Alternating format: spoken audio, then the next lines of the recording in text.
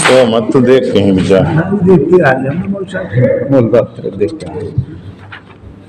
زیادہ مت دیکھ خطرناک. اعوذ باللہ من الشیطان الرجیم. بسم اللہ الرحمن الرحیم. واصبر نفسك مع الذين يدعون ربهم بالغداة والعشي يريدون وجهه ولا تعد عيناك عنهم تريد زينة الحياة الدنيا ولا تطع من أغفلنا قلبه عن ذكرنا واتبع هواه وكان أمره فرطا. نبی کریم صلی اللہ علیہ وسلم کو یہ ہدایت دی گئی کہ آپ اپنے نفس کو ان لوگوں میں باندھ رکھیں جو صبح شام یعنی ہر وقت اپنے رب کی عبادت کرتے ہیں اخلاص کے ساتھ. آپ اپنی نظریں ان کے سوا کسی پر نہ ڈالیے. کشاف وغیرہ کی تحقیق کے مطابق ان کا یہ قول اس ابتلا اور امتحان کا نتیجہ ہے جو ان کو ضعفاء مسلمین کے ذریعے لیا گیا تھا. مشرکین مکہ نے یہ کہا تھا کہ اگر آپ ان کمزور لوگوں کو ہٹا دیں تو ہم آپ کے پاس آ سکتے ہیں. بڑے چودھری. تو اس مظاہرے پر غور کر کے اس نتیجے پر پہنچتے کہ شرافت اور رذالت مال و دولت وغیرہ پر موقوف نہیں ہے. ان کا اس میں امتحان تھا،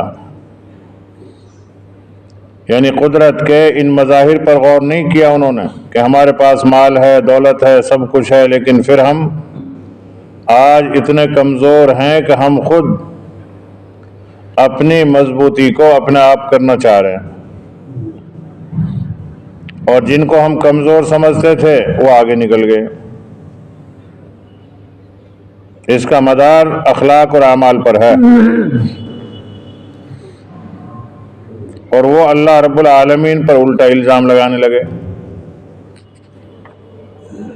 کہ مستحق اعزاز تو ہم تھے، ہمیں چھوڑ کر ان کو اعزاز کیوں دیا گیا.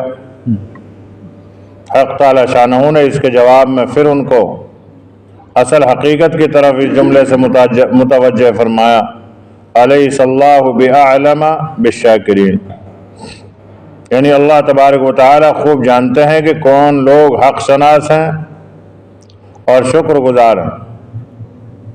مطلب یہ ہے کہ حقیقت کے اعتبار سے شریف اور معزز وہ شخص ہے جو اپنے محسن کا حق پہچانے اور شکر گزار ہو، اور وہی مستحق انعام و اکرام ہے، نہ کہ وہ جو رات دن اپنے منعم اور محسن کی نعمتوں میں کھیلنے کے باوجود اس کی نافرمانی کرتا ہے. یہاں پر یہ چند احکامات اور ہدایات بیان کیے ہیں. آیت مذکورہ سے چند احکام اور ہدایات مستفاد ہوئے ہیں. اول یہ کہ کسی پھٹے کپڑے یا ظاہری خستہ حالی دیکھ کر اس کو حقیر اور ذلیل سمجھنے کا کسی کو حق نہیں ہے. بسا اوقات ایسے لباس میں ایسے لوگ بھی ہوتے ہیں جو اللہ کے نزدیک نہایت معزز اور مقبول ہیں. ایک حدیث میں نبی کریم صلی اللہ علیہ وسلم نے ارشاد فرمایا کہ بہت سے شکستہ حال غبار آلود لوگ ایسے بھی ہوتے ہیں کہ وہ اللہ کے مقبول ہیں، اگر کسی کام کے لیے قسم کھا بیٹھیں گے کہ ایسا ہوگا تو اللہ تعالیٰ ان کی قسم کو ضرور پورا فرماتے ہیں. تو خالی لباس، ڈیل ڈول یا ٹیپ ٹاپ میں ہی حقیقت نہیں ہے. حقیقت کس چیز میں ہے؟ شکر گزاری میں اور حق شناسی میں. یعنی اللہ کے انعامات کا آدمی احسان مانے اور شکر ادا کرے. تو مالداری میں کوئی عزت نہیں ہے، کوئی وقار نہیں ہے. مالداری تو ایک ظاہری وقار ہے، اور لباس میں بھی کوئی وہ نہیں ہے. ایک مرتبہ حکیم بقرات بہت بڑے حکیم گزرے ہیں، وہ جنگلوں میں جڑی بوٹیوں کو تلاش کرتے اور جڑی بوٹیوں کی صفت سے فیضیاب ہو کر اس کو تحریر کر لیتے تھے کہ یہ جڑی بوٹی کا ذائقہ یہ ہے، اس میں تاثیر یہ ہے، خاصیت یہ ہے، اس کے نقائص یہ ہیں۔ تو جنگل میں چلتے چلتے تھک گئے، راستے میں لیٹ گئے، نیند آ گئی، سو گئے۔ اب اتفاق سے وہاں سے بادشاہ کا گزر تھا، تو بادشاہ کے گزر سے پہلے لوگ راستہ صاف کرتے، وہ چلتے ہی تھے، آج بھی چلتے ہیں۔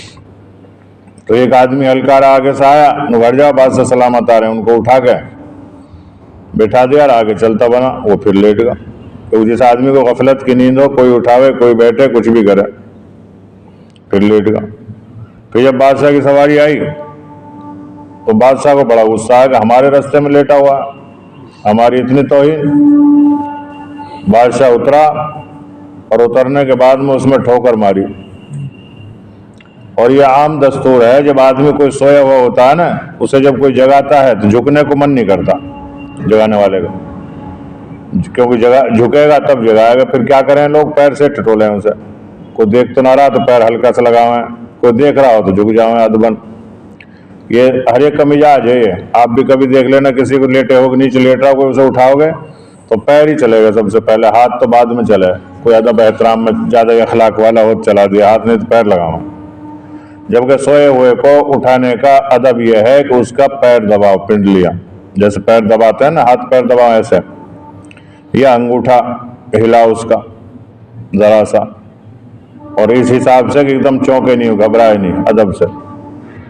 تو اس بادشاہ نے غصے میں اتر کے ماری ٹھوکر حکیم بقرات کو۔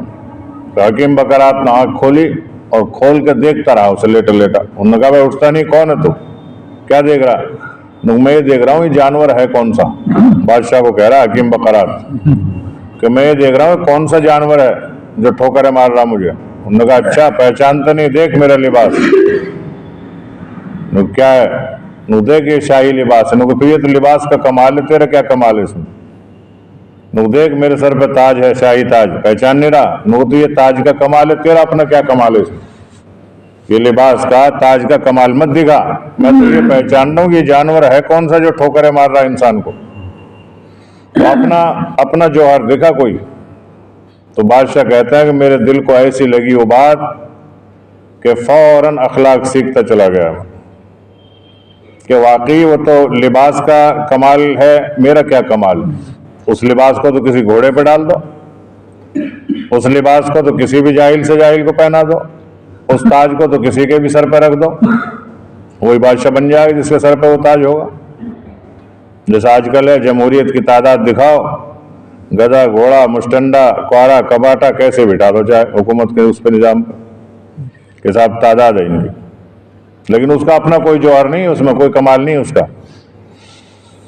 تو حکیم بقرات نے کہا کہ میں تو جب سمجھتا کہ تو انسانیت کے دائرے میں رہ کر مجھے اٹھاتا، تو جانوروں کی طرح گھوڑے کی طرح ٹاپ مار رہا، ٹھوکر مار رہا مجھے۔ تو انسان کا اخلاق اور اعمال صالحہ یہ دو ہیں انسان کی عزت کا معیار۔ اور صحابہ کرام رضوان اللہ تعالی مجمعین میں نبی کریم صلی اللہ علیہ وسلم نے ان دونوں خزینوں کو، ذخیروں کو ایسے بھر دیا تھا کہ اللہ رب العالمین نے بھی ان کے اعمال صالحہ کو بھی اور اخلاق حسنہ کو بھی پسند فرما لیا تھا۔ تو شرافت اور رذالت کا معیار محض دنیا کی دولت اور ثروت کو سمجھنا انسانیت کی توہین ہے، کیونکہ انسان جب پیدا ہوتا ہے تو نہ وہ ہیرے لے کر آتا ہے، نہ جواہرات لاتا ہے، بالکل ایک دم ننگے بدن آتا ہے، ننگے جاتا ہے بس۔ وہ کفن بھی ادب کی وجہ سے لپیٹ دیتے ہیں اس کے اوپر کہ بے ادبی نہ ہو انسان کی، لیکن بچپنے میں جب پیدا ہوتا ہے بالکل کوئی چیز نہیں اس کے بدن پہ، تو وہ ہے اصل انسان۔ اب اس انسان کے مدارات اور اس کے دراجات وہ کیسے بڑھیں گے؟ وہ بڑھیں گے اس کے اخلاق سے، اعمال صالحہ سے۔ کوئی چھوٹا سا بچہ ہو، آپ اس سے ملے، جاتے ہی فوراً آپ کو سلام کرے، آپ سے اچھے ادب سے بات کرے تو کتنا پیارا لگے گا وہ. اور کوئی چھوٹا سا بچہ اعمال صالحہ میں لگتا ہوا نظر آوے تو کتنا اچھا لگتا ہے، جبکہ وہ مکلف نہیں ہے ابھی، اس پر وہ اعمال صالحہ ابھی فرض بھی نہیں ہوئے، لیکن اس میں لگنے سے ہی وہ اچھا لگنے لگتا ہے.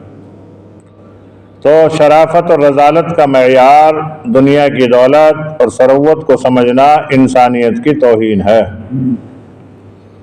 مالدار اپنی جگہ پر مال کی حیثیت سے مال کا مالک ہو سکتا ہے، لیکن عزت اور شرافت کا مالک نہیں ہو سکتا. شیخ سعدی رحمۃ اللہ علیہ نے لکھا ہے کہ اس وقت لوگ غلام باندی خریدا کرتے تھے اور پیسے سے آتی تھی یہ چیزیں، تو وہ لکھتے ہیں کہ لوگ غلام باندی ملازم پیسہ دے کر خریدتے ہیں، پھر ان سے کام لیتے ہیں، پھر وہ کام چور ہوتے ہیں.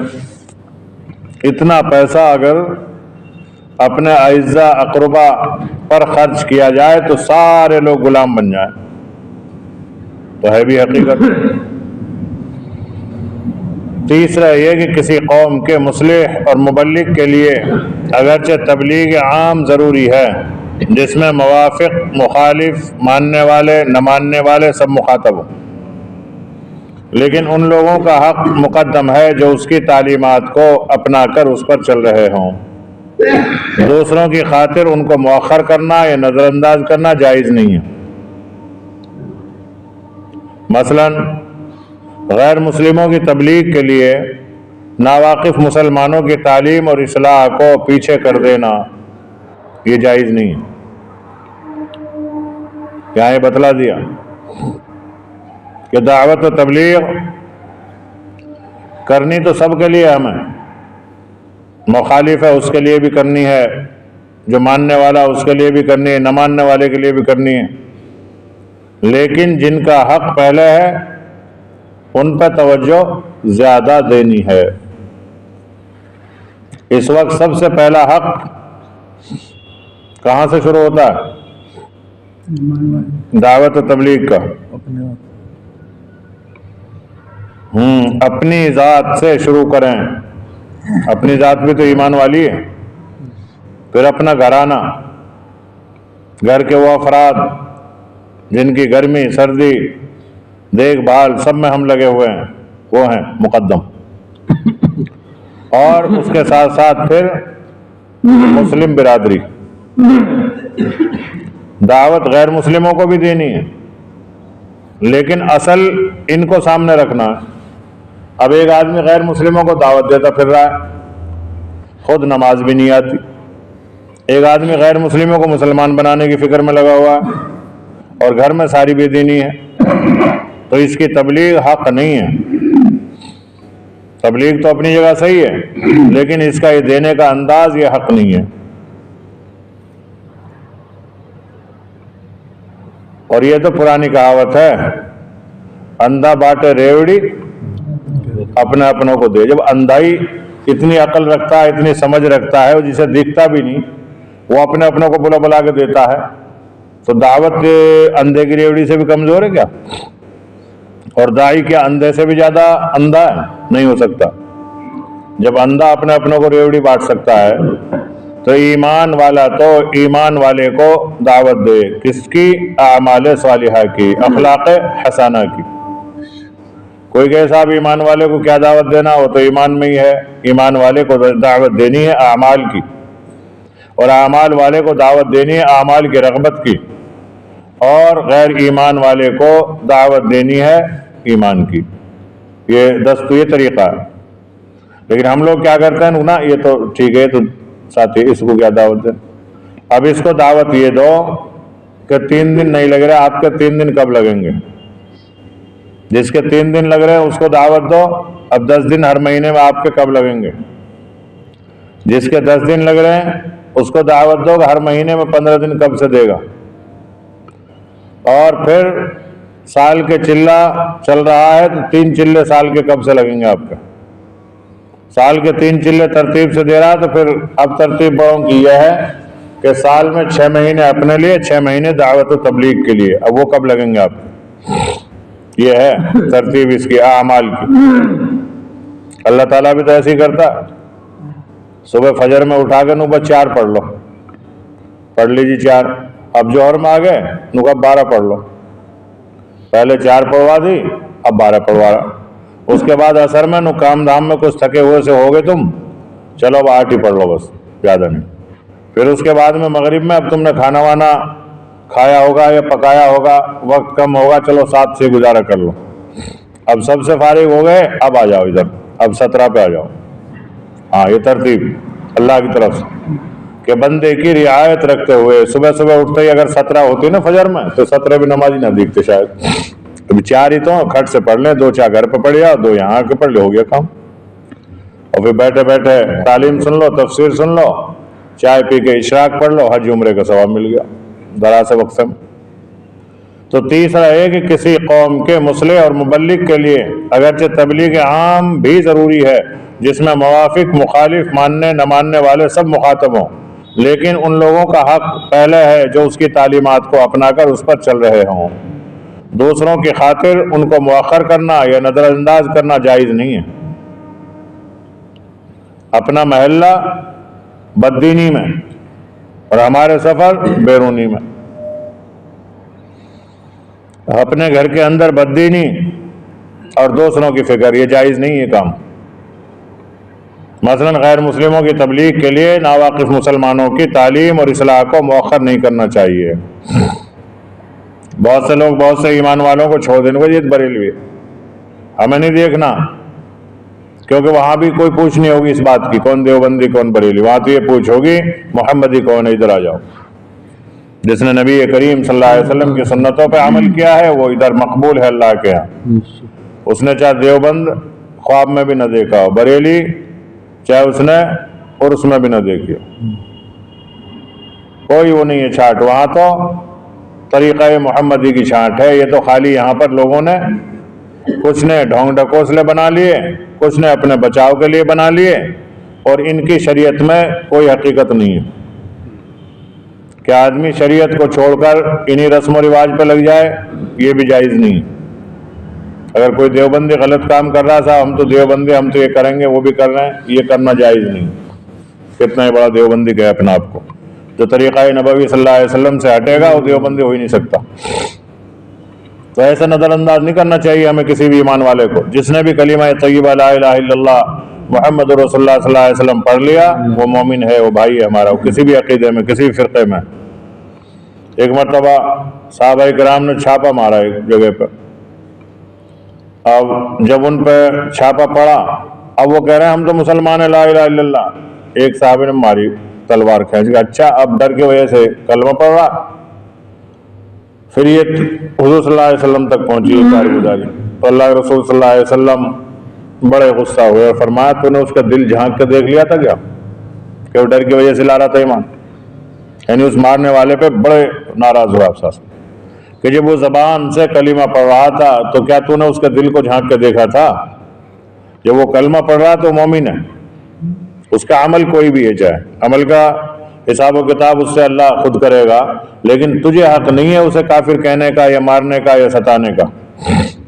جہاد میں بھی اسلام اتنی رعایت کرتا ہے انسانیت کی کہ اللہ کے رسول اس پہ بڑے ناراض ہیں کہ تو نے ایسا کیوں کیا؟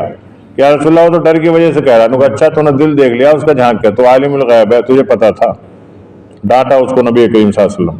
اور پھر فرمایا کہ جو زبان سے کلمہ کہہ رہا ہے وہ ایمان والا، دل کو اللہ جانتا ہے، ہم دل کے مکلف نہیں ہیں۔ تو کوئی بھی ہمارا کلمہ گو بھائی ہے وہ بھائی ہے، وہ الگ بات ہے وہ کون سے فرقے میں ہے، اس کا تعلق کیا ہے، وہ کیسی محفل میں ہے، کیسے ماحول میں ہے، وہ جانے، لیکن ہمارا حق ہے، داعی کا حق یہ بنتا ہے کہ اس کو بھی دعوت دے اعمال کی۔ چوتھے یہ کہ اللہ کے انعامات بقدر شکر گزاری بڑھتے ہیں۔ جو شخص انعامات الہیہ کی زیادتی کا طالب ہے اس پر لازم ہے کہ قول اور عمل سے شکر گزاری کو اپنا شعار بنا لے۔ وَإِذَا جَاءَكَ الَّذِينَ يُؤْمِنُونَ کے متعلق ائمہ تفسیر کے 2 قول ہیں۔ اکثر حضرات نے ان آیات کو آیات سابقہ اور واقعہ سابقہ ہی سے متعلق قرار دیا ہے، اور اس کی تائید میں یہ روایت پیش کی ہے جب رؤسائے قریش نے بواسطہ ابو طالب یہ مطالبہ کیا کہ آپ صلی اللہ علیہ وسلم کی مجلس میں غریب اور ادنا درجے کے لوگ رہتے ہیں، ان کی صف میں بیٹھ کر آپ صلی اللہ علیہ وسلم کا کلام ہم نہیں سن سکتے، اگر ہمارے آنے کے وقت ان لوگوں کو آپ مجلس سے ہٹا دیا کریں تو ہم آپ کا کلام سنیں اور غور کریں۔ اس کا فاروق اعظم نے یہ مشورہ دیا کہ اس میں کوئی مذائقہ نہیں، مسلمان تو اپنے مخلص دوست ہیں، ان سے کہہ دیا جائے گا کہ کچھ دیر کے لیے مجلس سے ہٹ جایا کریں۔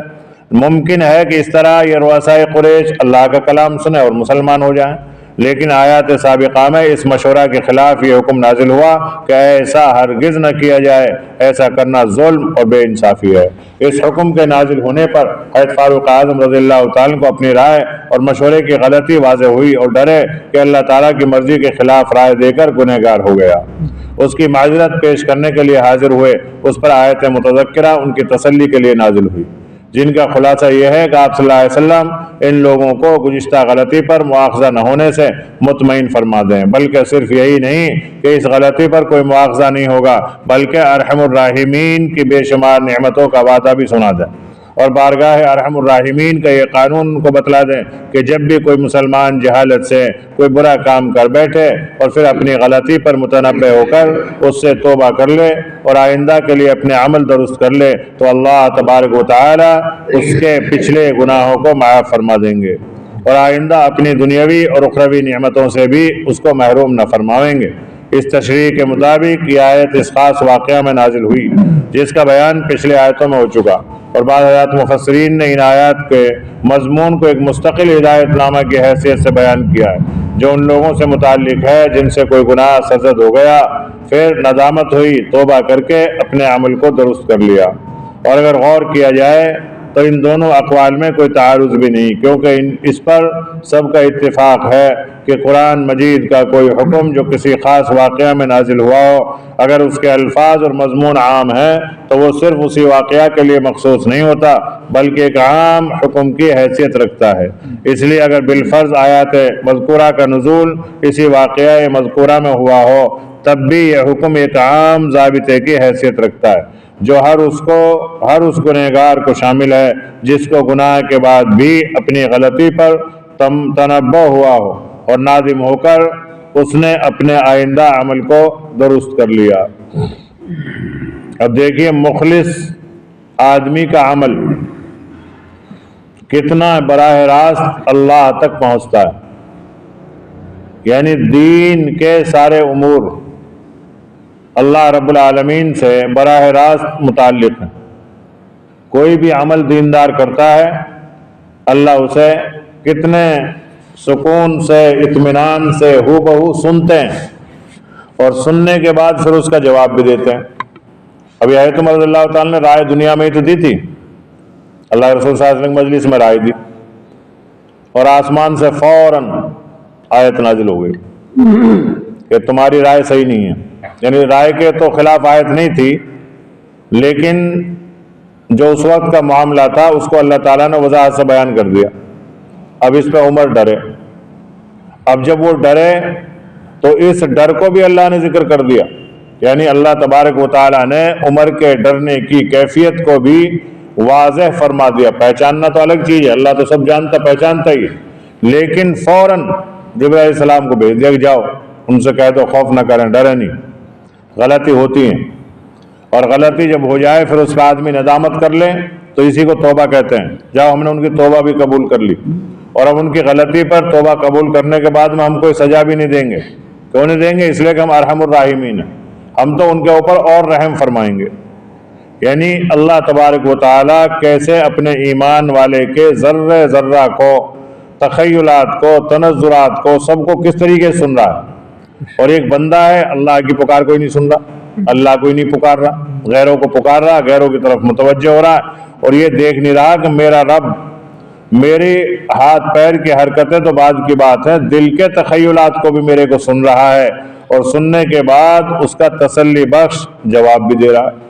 حضرت عمر نے یہاں دنیا میں رائے دی، رائے کے خلاف آیت آئی، پھر آیت آئی تو ڈر لگا کہ میں نے غلط رائے دے دی تھی، اللہ کا حکم تو یوں آیا، میری رائے اس کے خلاف تھی بالکل، تو اس پہ ڈرے تو اللہ تعالیٰ نے اس ڈر کو بھی بیان کر دیا کہ میرے بندوں کو جب جہالت میں کوئی ان سے غلطیاں ہو جائیں تو ان گنہگاروں کو آپ تسلی دے دیں اور جن کا خلاصہ یہ ہے کہ آپ صلی اللہ علیہ وسلم ان کو گزشتہ غلطی پر مواخذہ نہ ہونے سے مطمئن فرما دو. یوں کہتے ہیں کوئی بات نہیں ہے، تم سے جو غلطی ہو گئی، اس پر اللہ تعالیٰ تمہاری کوئی پکڑ نہیں کرے گا، اور اس غلطی پر مواخذہ ہی نہیں ہوگا، بلکہ اللہ تبارک و تعالیٰ بے شمار نعمتوں کا وعدہ بھی تمہیں کرتے ہیں کہ تم سے غلطی ہوئی، تم نے اس غلطی کو تسلیم کر لیا، توبہ کر لی. اب جو ہے کیونکہ ارحم الراحمین کا یہ قانون ان کو بتلا دیں کہ جب بھی کوئی مسلمان جہالت سے کوئی برا کام کر بیٹھے، پھر اپنی غلطی پر متنبہ ہو کر اس سے توبہ کر لے اور آئندہ کے لیے اپنے عمل کو صحیح کر لے، تو اللہ تبارک و تعالیٰ اس کے پچھلے گناہوں کو معاف فرما دیں گے اور آئندہ اپنی دنیاوی اخروی نعمتوں سے بھی اس کو محروم نہیں فرمائیں گے. ایسا نہیں کہ صاحب یہ تو غلط کر بیٹھا ہے، اس کو ایک طرف رہنے دو، اس کو جو ہے اس نعمت سے محروم کر دو، ایسا نہیں. اگر کوئی آدمی یہ سوچے گا تو تمہارے کو ایسی رائے دینی نہیں تھی، اگر وہ ایسی رائے نہیں دیتے تو پھر یہ آیت نازل کیوں ہوتی؟ تو ان کی اس رائے کے دینے سے کتنا بڑا فیض امت محمدیہ کو ملا کہ انہوں نے رائے دی. وہ رائے چاہے غلط تھی، اللہ کو منظور نہیں تھی، وہ دنیاوی حساب سے تو اچھی رائے تھی کہ کوئی بات نہ بھائی، ہم تو دیندار ہیں بھائی، چلو ہم دعوت کے ساتھ ہیں، ہم تو چلو ایک طرف بیٹھ جایا کریں گے، انہیں بھی سیکھ لینا دو، انہیں بھی آنا دو، دین کا نفع ہو رہا ہے اس سے. تو یہ اچھی تھی عقل کے اعتبار سے رائے، لیکن اللہ کو پسند نہیں تھی. اللہ کو کیوں پسند نہیں تھی؟ اللہ کو اس لیے پسند نہیں تھی کہ یہ جو گرے پڑے لوگ ہیں، انہوں نے تو قربانی دین کی خاطر پہلے دی ہے، ان کی قربانی کو ان مالداروں کے چکر میں ایک طرف کیوں کیا جائے؟ افضل تو یہ ہیں اللہ کے ہاں، دین میں وہ افضل ہے جو آگے بڑھے، چاہے وہ مالدار ہے، غریب ہے، فقیر ہے، کچھ بھی ہے، چاہے اس پہ پہننے کو کپڑے بھی نہیں ہیں. اگر وہ دین کے شریعت کے مطابق دین میں آگے بڑھتا ہے تو اللہ کے یہاں مقبول بندہ ہے، اور اگر شریعت کو بگاڑنے کے لیے بڑھتا ہے تو پھر وہ مقبول نہیں ہے، بلکہ وہ شریعت کے بگاڑنے والوں میں شامل ہے. تو حضرت عمر رضی اللہ تعالیٰ اگر یہ رائے نہ دیتے تو یہ آیت بھی نازل نہ ہوتی، اور جب یہ آیت نازل نہ ہوتی تو پھر یہ بھی پتہ نہیں چلتا کہ اللہ تعالیٰ ایسے غلطیوں کو معاف بھی فرما دیتا ہے اور معاف فرمانے کے بعد انعامات سے بھی نوازتا ہے. تو یہ آیات چاہے اس خاص واقعہ میں نازل ہوئی ہو، لیکن قرآن پاک کیونکہ قیامت تک کے لیے ہے، اس لیے قیامت تک اگر کسی بھی ایمان والے سے نادانی میں انجانے میں کوئی غلطی ہوگی اور پھر اس سے وہ توبہ استغفار کر لے گا تو اللہ تبارک و تعالیٰ اس کی اس غلطی کو معاف فرمائے گا. اور غلطی ہمیشہ نادانی میں ہی ہوتی ہے، چاہے جان کر رہا ہو، کیونکہ اس وقت انسان کی عقل جہالت کی طرف چلی جاتی ہے، اس لیے انسان غلطی کرتا ہے اور پھر آسان طریقہ توبہ کر لے. اچھا اس میں شیطان پھر کیا بہکاتا ہے؟ ارے نو کہ اتنی ساری غلطی پہلے کر لی، اب کیا توبہ ہوگی؟ وہ کہتے ہیں نا 900 چوہے کھا کے بلی حج کو چلی، اگر 1000 بھی کھا کے چلی جائے جب بھی کوئی حرج نہیں، چلی تو گئی، نہ جانے والے سے تو اچھی رہی کم سے کم. تو اس لیے توبہ کر لے آدمی، یوں مت سوچے کہ میرے اتنے سارے گناہ. ایک آدمی بیٹھا بیٹھا سوچ رہا تھا یار اتنے گناہ ہیں، کیسے توبہ کروں، توبہ قبول ہوگی کہ نہیں ہوگی؟ تو غیب سے ندا آئی کہ میرے بندے، کیا تیرے گناہ زمین کے ریت کے ذرات سے بھی زیادہ؟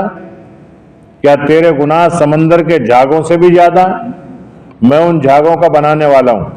اللہ کی طرف سے غیب سے ندا آئی کہ میں ان جھاگوں کا بنانے والا اور ان ذرات کا پیدا کرنے والا، اور میں اتنا بڑا رحیم ہوں، غفور ہوں کہ اگر تیرے گناہ سمندر کے جھاگوں سے بھی زیادہ ہوں اور زمین کے ذرات سے بھی زیادہ ہوں، میں تب بھی انہیں معاف کر سکتا ہوں، تو مجھ سے نا امید کیوں ہوتا ہے؟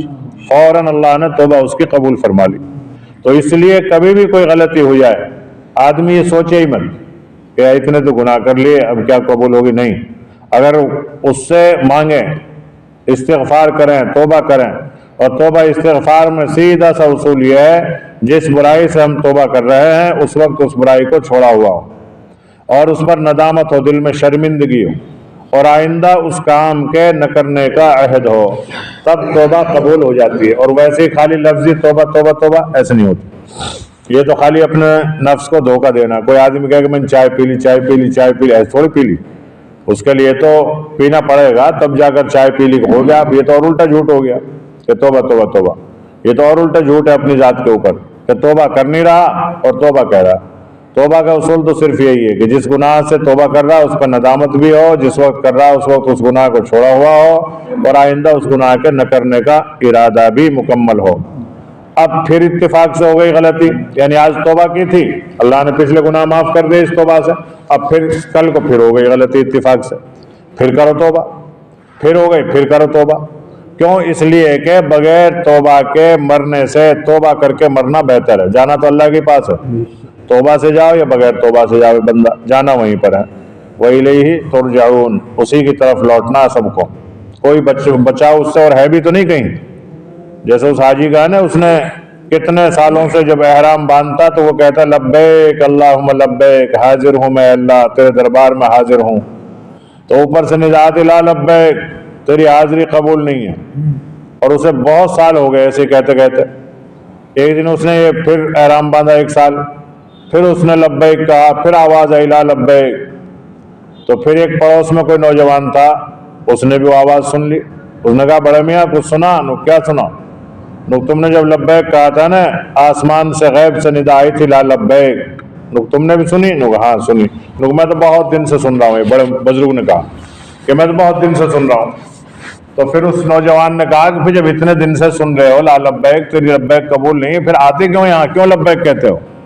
تو اس بزرگ نے بوڑھے نے یوں کہا پھر جاؤں کہاں؟ تو بتا دے کہ اس در کو چھوڑ کے پھر کہاں جاؤں؟ میں تو لبیک کہتا رہوں گا وہاں سے، چاہے لا لبیک کی آواز آتی رہے۔ تو یہ ادا اللہ کو فوراً پسند آ گئی، پھر اس نے لبیک کہی بزرگ نے، پھر وہاں سے لبیک یا عبدی، اللہ نے کہہ دیا کہ تیری حاضری مجھے پسند ہے میرے بندے۔ تو اللہ کو عاجزی، انکساری اور اللہ کی طرف متوجہ ہونا یہ بہت زیادہ پسند ہے۔ اس لیے کبھی بھی آدمی یہ مت سوچے کہ صاحب میں تو اتنا گنہگار ہوں، مجھے کیا معاف کرے گا اللہ؟ نہیں، معاف وہ نہیں کرے گا تو پھر کرے گا کون؟ چلو وہ نہ کرے پھر جاویں کہاں؟ اس کے علاوہ پھر ہے بھی تو نہیں کوئی در۔ ایسے ہی ہم بعض وقت بعض گنہگار کے لیے سویا رہے، نماز نہیں پڑھتا ہے، شرابی ہے، یہ فلاں ہے، یہ فلاں ہے، اس کی کیا بخشش ہوگی؟ نہیں، ہم کوئی ٹھیکیدار تھوڑی ہیں بخشش کے، بخشش کرنے والا تو اللہ ہے، جس رب العالمین نے اسے پیدا فرمایا ہے، وہ اس کے لیے اور دعا کرو۔ کیوں کہتے ہو کہ صاحب اسے کیسے اللہ معاف کرے گا، اسے ہم کیوں مسجد میں لاویں، اسے کیوں دعوت دیں، اس کو کیوں بلاویں؟ نہیں، وہ ایمان والا ہے، وہ انسان ہے، انسانیت کے ناطے ہمدردی۔ ایک ڈاکٹر کے پاس مریض جاتا ہے تو ڈاکٹر یوں نہیں کہتا یہاں کیوں لے آئے اس میں بخار چڑھتے ہوئے، لے جاؤ یہاں بخار پھیلاؤ گے ہماری کلینک میں، ایسا کوئی نہیں کہتا، بلکہ اس کا علاج کرتا ہے۔ اگر کسی آدمی کو دیکھو یہ نماز نہیں پڑھتا، شراب پیتا ہے، برائیوں میں لگتا ہے، تو اس کے لیے رو رو کر اللہ سے دعا کرو، اے اللہ یہ بھی تیرا بندہ ہے، میں بھی تیرا بندہ ہوں، تو نے مجھے توفیق دی، اللہ تو اسے بھی توفیق دے دے۔ یہی حالت اپنی اولاد کی۔ ایک مولوی سے پوچھا کسی عورت نے، میرا بیٹا ہے نماز کے لیے بھیجتی ہوں جاتا ہی نہیں۔ اچھا کیا اٹھا دیا کرو اسے؟ ہاں اٹھاتی ہوں، اٹھتا ہی نہیں، پھر سو جاتا ہے۔